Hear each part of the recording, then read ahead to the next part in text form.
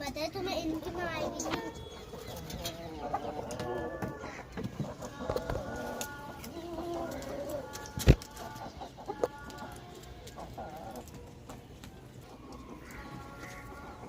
पापा जी बोले तो मैं जा रही हूँ।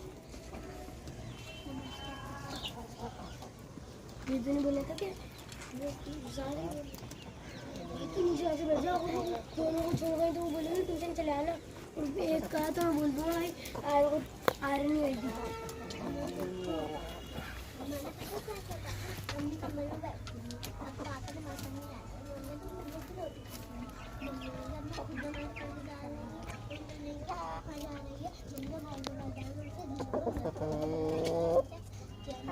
वो तो छोड़ जाएंगे मुझे लग रहा है।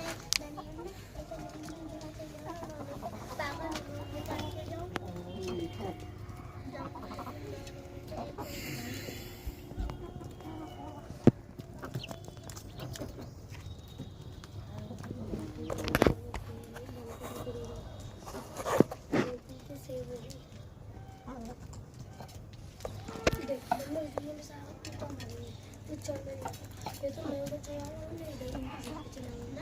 रहा हूँ ना सारी गिराऊंगी।